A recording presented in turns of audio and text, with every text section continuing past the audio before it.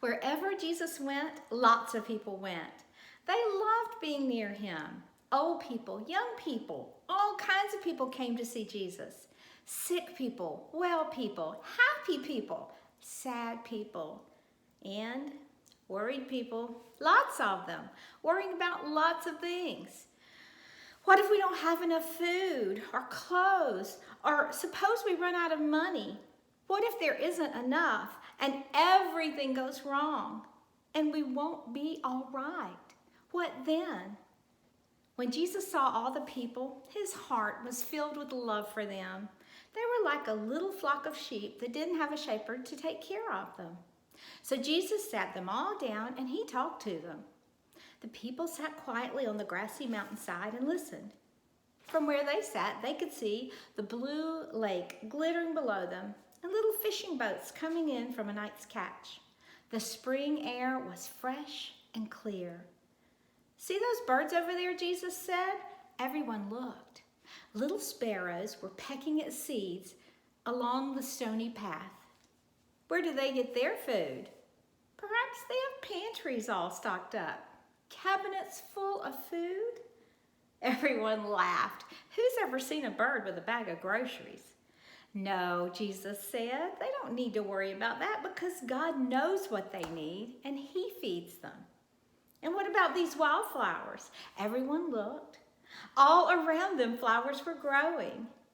Anemones, daisies, pure white lilies.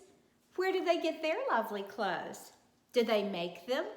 Or do they go to work every day so they can buy them? Do they have closets full of clothes? Everyone laughed. Who's ever seen a flower putting on a dress? No, Jesus said, they don't need to worry about that because God clothes them in royal robes of splendor. Not even a king is that well dressed. They had never met a king, but as they gazed out over the lake, glittering and sparkling below them, the hillsides dressed in reds, purples, and golds, they felt a great burden lift from their hearts. They could not imagine anything more beautiful. Little flock, Jesus said, you are more important than birds, more important than flowers. The birds and the flowers don't sit and worry about things. And God doesn't want his children to worry either. God loves to look after the birds and the flowers. And he loves to look after you too. Jesus knew that God would always love and watch over the world he had made. Everything in it. Birds, flowers, trees, animals, everything. And most of all, his children.